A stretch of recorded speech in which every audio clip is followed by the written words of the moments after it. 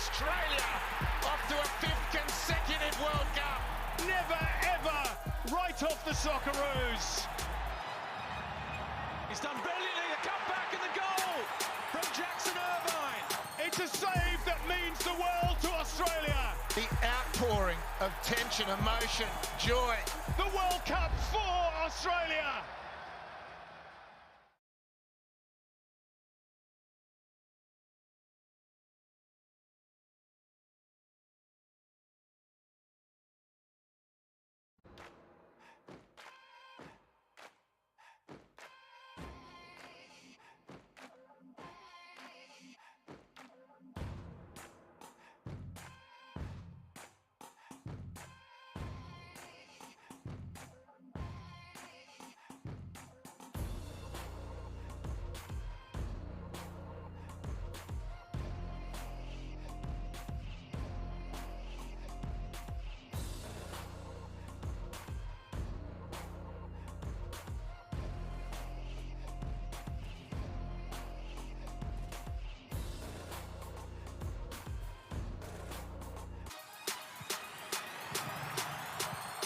Australia off to a fifth consecutive World Cup.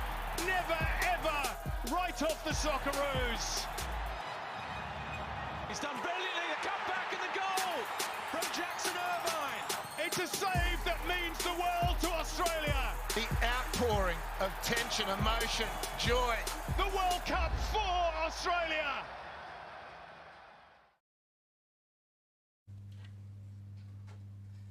Okay, very good morning and welcome to the Socceroos squad announcement. My name is Michael Zapponi and welcome to everyone online as well. For those online, we'll have an opportunity to answer your questions. If you could send us your questions via the chat function, we'll answer them throughout the press conference. But please welcome Graham Arnold and Jason Cummings and Garang Kwol.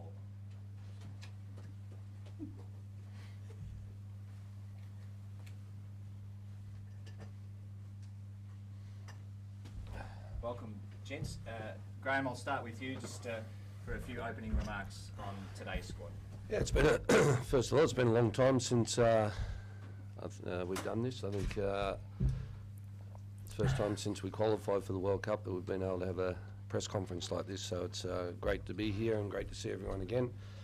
It's just so exciting, you know, that since the last games, we've obviously haven't been in camp, but to get everyone back together and for these two New Zealand games, as you can see by the extended squad of 31 players, that it's I'm using it as an opportunity to give players a chance and to show us as coaching staff what they can bring to Qatar.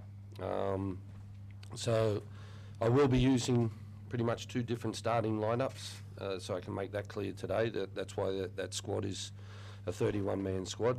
And it's great to be able to give a lot of youngsters an opportunity. I truly believe in Australian kids. I think, you know, since I took this job, doing the Olympic team as well, it was all about developing and giving youngsters an opportunity. And you see a big number of youngsters in this squad. So it's I'm excited for these two games, and I look forward to both of them.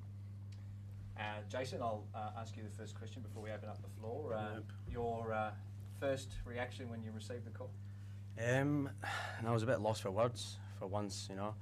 I was over the moon, just really excited, a really proud moment for me and my family. You know, it was a goal of mine, especially when I came and played in Australia to, you know, try and get a call up, and, you know, just really excited, buzzing. And Garang, you received a call from Graham yesterday? Yeah, just a huge privilege to be here, and you know, I've always wanted to play for the Socceroos, but never thought it would happen so early. So just a proud moment for me and my family, and yeah, just want to prove myself and keep moving forward. Well done, and happy birthday for tomorrow. Garang turns 18 tomorrow. I'll open the floor to questions now. Tom. Graham, you've been through playoffs, you stared down the barrel of another shootout, you had COVID. Have you reached the point where you're just not going to die wondering and you'll try everything? I thought I'd already done that.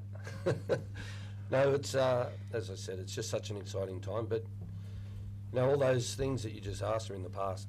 It's all about the future. And of course, we had a difficult journey, and you know, of course, you know, I don't want to really talk about the COVID side of things in the past anymore, but the big positive for me out of everything was, at the end of the day, was having to use 45 players and create depth. And to be able to use these 2 games against New Zealand as an opportunity for these boys to show again what they've got. And I went to, last week or 2 weeks ago down to Canberra to watch Garang play in a talent ID camp for the under 20s. And he showed great quality and great talent. And I truly believe that our kids have got it here in Australia. It's just them getting that opportunity. Graham, what are you hoping to get out of the next 2 games? What are your specific goals, and how much is that going to help you fine-tune your final squad? First is win both games. You know, it's obviously it's great that it's a 100 years celebration of the Socceroos, and it's the last chance of for the fans to see the Socceroos play on home soil before the World Cup. But for me, it's about over the next couple of months, the players showing, you know, their fitness levels, the quality that they've got, the hunger and desire to go to Qatar and win games. You know, we've only won 2 games in the history of the Socceroos at a World Cup, and I believe so much in this group of players. And you know, it's great that I can pick 31 and actually have to make some terrible phone calls to players that I left out. But again, I just believe that with the boys going back to club, getting fit, working hard, you can see the boys in Europe are playing games every 3 days, 4 days, so they will be the fittest they've ever been. So you say you're going to use 2 different squads for each game. How are you going to split the squads? Is it going to be a mixture of experience in each game, or is it going to be one or the other? Yeah, it might be like the old days, the possibles v probables days, but yeah, a mixture of experience, because the young ones need, you know, those experienced players on the field to help with the coaching and communication on the pitch. But as I said, it's a short window. We play Thursday night, obviously in Brisbane, and it'd be great to get a fantastic crowd there. And then we play on Sunday in Auckland, so it's a very, very short turnaround, 2 days less than normal. So you know, as I said, giving these players the opportunity to again be selected is crucial. Doreen, congratulations. There's an old saying, if you're good enough, you're old enough. Given that it's your birthday tomorrow, are you good enough to be wearing that tracksuit? Of course. Yes. Absolutely. Why? I think at this level of being an athlete, mentality is key. So, regardless of age, if you just go in full guns blazing, wanting to prove yourself and be ruthless, then you can achieve whatever you want. Jason, you've played a lot with this guy next to you as well. Yep. Sort of come onto the scene very quickly in the last few months. You've seen him sort of day in, day out. How excited should Aussie fans be, not only to play, but that sort of response too? No, they should be really excited, you know. 17, just turning 18 tomorrow. You know, he's a great lad as well off the pitch, you know, which makes him, you know, an even better player. You know, especially we all seen him at the All-Stars, and he came on and you know, he was unbelievable that night as well. And you know, last season he was a big player for us, you know, coming off the bench and scoring some big goals. You know, he's a big game player, especially for a young lad. So, you know, he's got plenty of years to come as well, which is really exciting.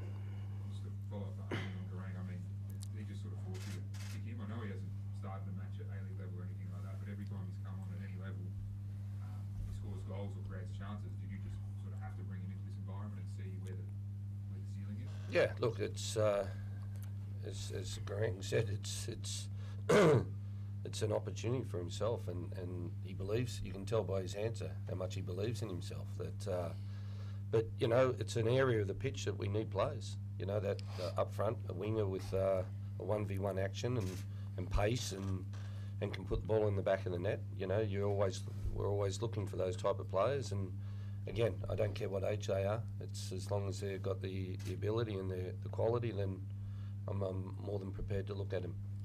So about the other man, what does he bring to the squad? Jace, last year, when he hit the ground running at the Mariners, I could see straight away that he was a goal scorer.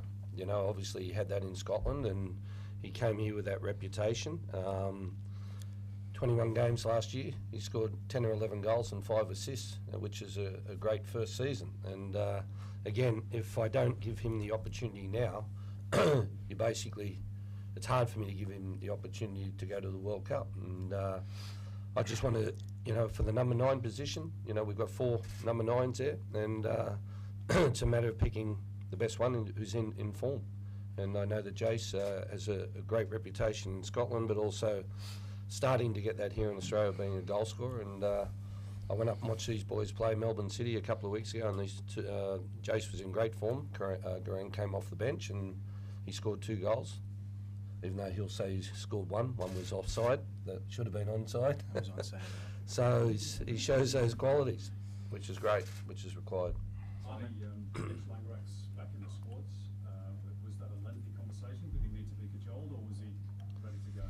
No, and you know, we can say this now. When he did retire, I could tell on his voice it was something that he didn't want to do. It was a conversation that I had with him that was more around family, and it was pretty much he didn't want to leave his family in Japan and be in quarantine and lockdown with COVID, so it was all based around COVID. And you know, you could tell that he was missing it enormously. He's sending me texts after games when we won games, or even after we lost games, that hang in there, Arnie, the boys are still, we'll get there, and things like that, that you knew that his passion is still there. And again, after we qualified, it was just a conversation I had with Mitch. It was just, you know, he's playing every week in Japan. He's been doing that for 2 years. We, you know, on the goalkeeper side of it, we need every goalkeeper that we can get that's in form, and it was an easy conversation to get him to, you know, come back into camp.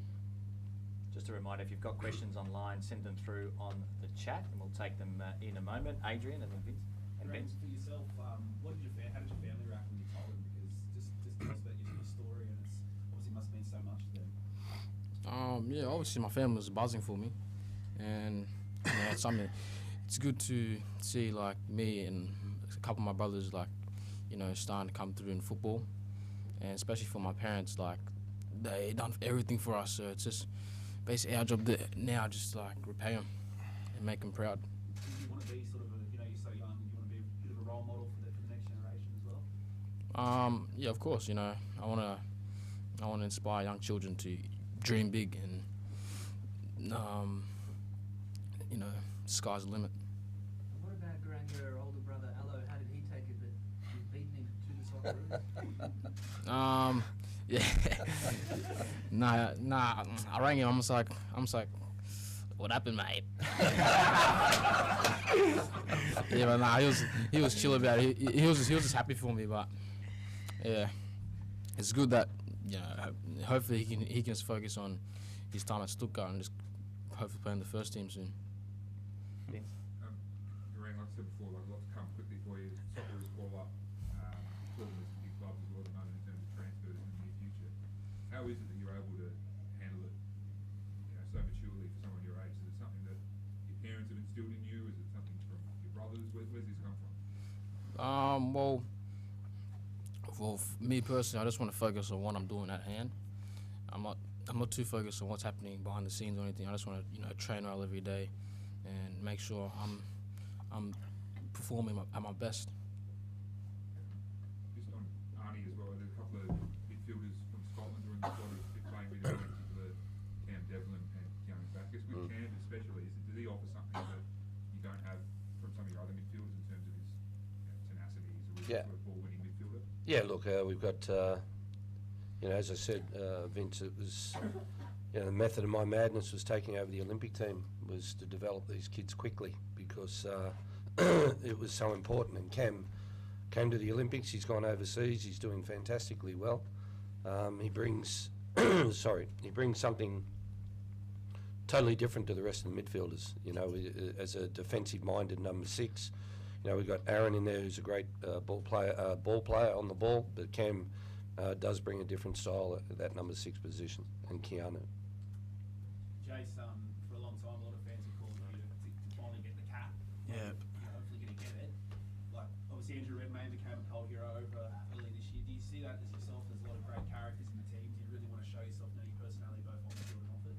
Yeah, for sure. You know, most importantly, I want to show it on the pitch. You know, there's a lot of good characters in the team. Redmayne and obviously Martin Boyle as well. He's a character who I played with when I was at Hibs. So yeah, I'd obviously just be myself when I'm there, and you know, show my character on the pitch. Arnie, do you get that sense as well? You've got a real good team of characters, real cult heroes, real the Aussies can really international. The good thing is now Jace can translate for me for Boyley.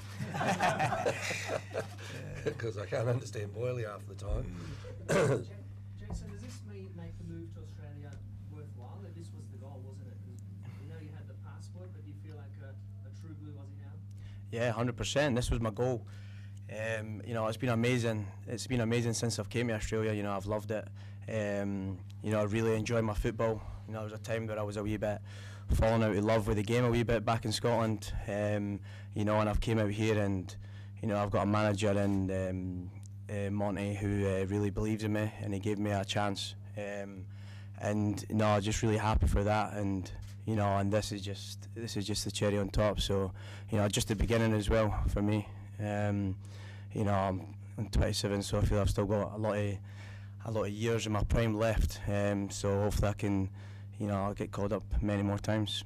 David Graham, you've got these two games, then you announced the squad for the World Cup in November. So what else will enable you to make the decision on your final squad? What's happening between these two games? Club form. It's you know, that's the hardest and probably the most frustrating thing about coaching international football is the lack of control you have over certain aspects, and I don't have any control over their fitness levels at clubland, so they've got to get back to their clubs after these two games.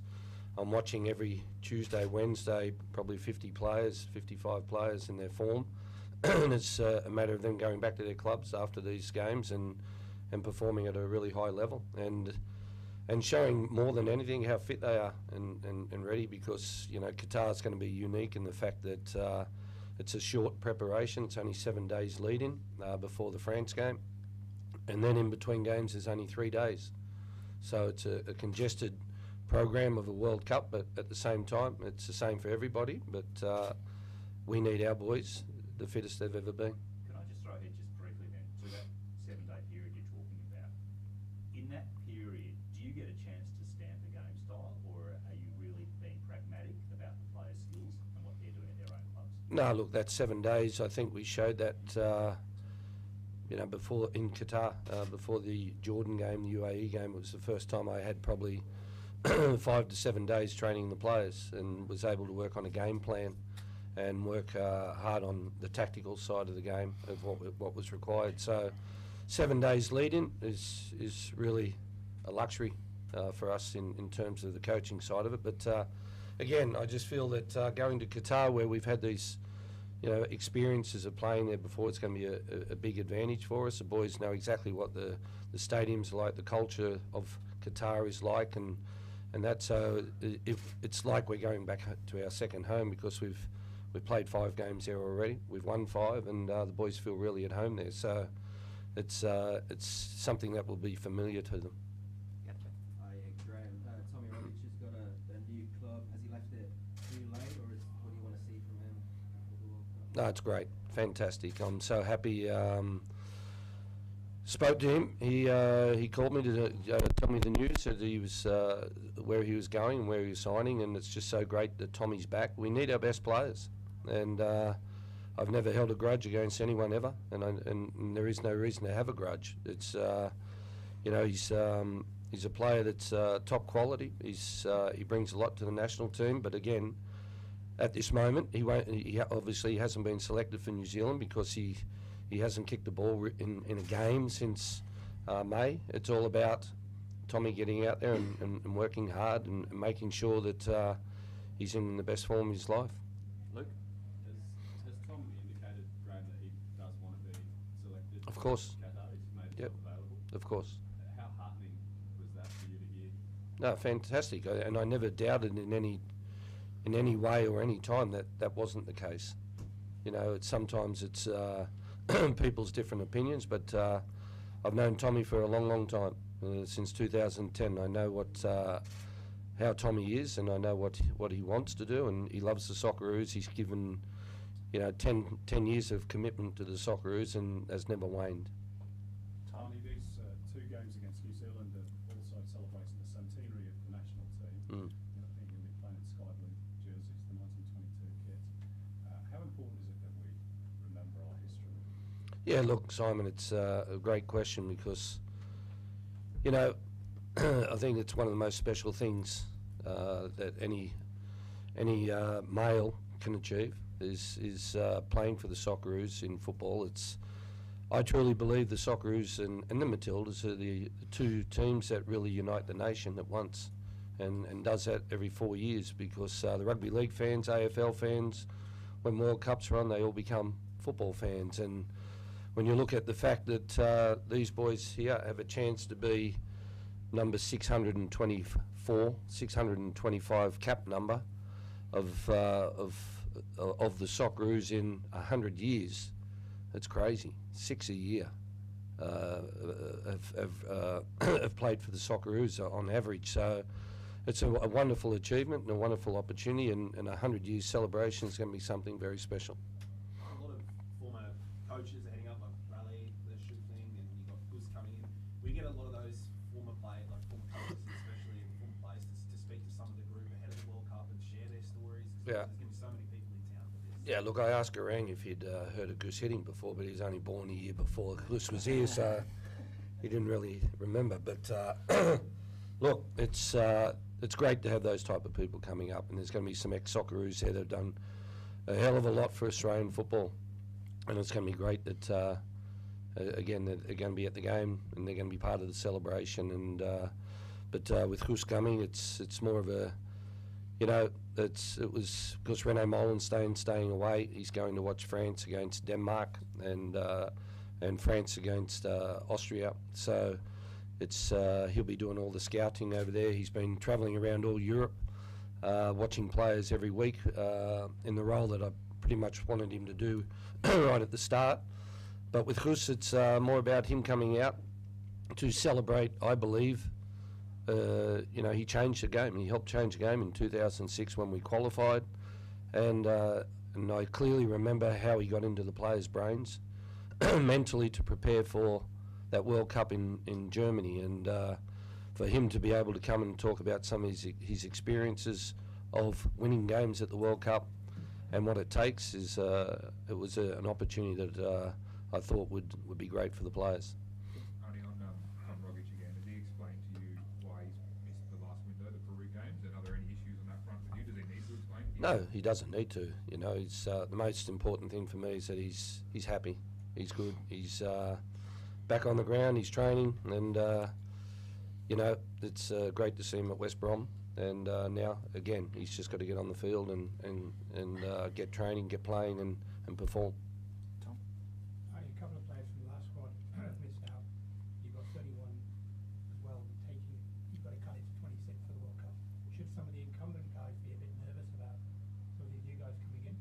Look, again, Tom, the ones who are not here is it's not because they don't deserve being in the squad. I know them. I've seen them. And I've had 4 years with some of them. These ones, I'm giving the opportunity to show because, those younger boys that have gone overseas, they showed me one great performance at the Olympics that they can do it when we beat Argentina. To back up 3 days later was tough on them because they're not used to doing it against Spain and then against Egypt. So knowing that they've got that quality, it's about now seeing it together. And as I said, there's 55, 56 players on that list that I'm watching every week, and they've all got this opportunity. These ones are getting an opportunity. The other ones, a couple that I've left out, I've sent texts, I've called them. I know them, I've seen them play plenty of times. It's more about giving these ones that opportunity that those ones have already had. Graham, we know Kai, we heard this week's going to be back in about 5 weeks training, but Harry seems just an ongoing process. What's the latest with him? And Both are going well. Spoke to Kai a couple of nights ago. He's in good spirits. He's got a pin inserted in his foot. The recovery side of things is 4 to 5 weeks. And he's the type of person mentally that won't affect him at all. He'd probably take the boot off and put his football boot on, and straight away, that's the type of person that Kai is. Harry is just about to start training fully with a group. We're expecting, if things go well, that pretty much by the beginning of October, he will be nearly ready to go. So, you know, as you can see, Harrison Delbridge we've brought in. He's the player that we've been watching. He's been in the K1 for the last few years, been playing every week. He's played 31 games this year. He's a big, tall, strong central defender. And at the moment, with Kai and with Harry out, I've got to look at a plan B just in case they are still out, what's next. So giving Delbridge that opportunity with Sainsbury, Dagonek, Thomas Deng back in after he's recovered from his injuries and he's doing well in J2, then it's making sure that I've got a backup plan just in case. Jason and Grant, can I ask you both? I'll start with you, if it's okay, Jason. What do you know about the Socceroos history and culture? And following on from that, what does it mean to you to be able to be a part of that? No, it means a lot. You know, my gran and granddad came over here in the 60s, and you know, they had 2 daughters, my mum and Manty. So my mum was born over here, and you know, Australia, you know, is close to my family and me. You know, my brother lives here as well. He's been here for 5 years. He lives in Perth. You know, and I can see myself living here for the rest of my life as well. So, you know, to get a call up for, you know, the famous Socceroos is just, it's unbelievable. What do you know about the team culture? As in, just... What does being a Socceroo mean to soccer players in Australia, football players in Australia? No, it's the pinnacle, innit? It's like, it's what every, you know, Australian young lad dreams of. You know, all the young lads coming through, you know, if they're in the A-League or if they go overseas, you know, the main target, the main goal at the end is trying to get a call up for the Socceroos. There's no other prouder moment than when you get that call and, you know, I've put on that jersey and sing the national anthem. That's every boy's dream, especially young Australians. So I'm just honoured, privileged to be a part of it. And Grant, can I ask you, do you have any sense of what you're stepping into and what that means? Yeah, it's just like, this is a huge honour. I remember when I was a child, me and my brothers, we had this tape of like the Socceroos, and I can't remember much about it, but I just remember players like Bresciano, Tim Cahill and stuff. But I remember we used to watch that legit like every day, just the same tape, and it was just like one of the sickest things ever. So now to be a part of it, it's just amazing. Last one. How's Rennie's scouting trips been going, and when your conversations, especially when you're scouting PhD games, must be fun? Yeah, no, he's doing a lot of travelling, and but it's just so important to, you know, see the players face to face, catching up with them the day before games, having a coffee with them, or the day after, and speaking to them about you know, what we're looking at, and making sure that they're mentally they're on song, and you know, he's as I said, he's been doing a lot of travelling, and I just feel that it's so important leading into the World Cup, but also being able to see France live and scout them live is very important for us. Well, just a couple of questions online. Most of them have been answered, but one from Adam Peacock for Graham. Are there any particular positions that you're really looking at in terms of starting positions for the opening game of the World Cup? Look, I think again, having a plan B for every position, plan C for every position, and every program that you know, where the boys are playing in every competition is quite congested before the World Cup. So if anything happens, we've got to make sure that we're prepared for whatever is thrown at us. Any further questions? We'll wrap it up there. We are going to have the opportunity for pictures and overlay just down the road. So once we're finalised here, we can walk down and down at King Street Wharf and grab some opportunity down there as well. So thanks for coming along today. Great to be able to do this in person after 2 years of Zoom calls as well. So thanks again. Thank you, guys. Thank you. And ladies. Australia off to a fifth consecutive World Cup. Never ever right off the Socceroos. He's done brilliantly, the comeback and the goal from Jackson Irvine. It's a save that means the world to Australia. The outpouring of tension, emotion, joy. The World Cup for Australia.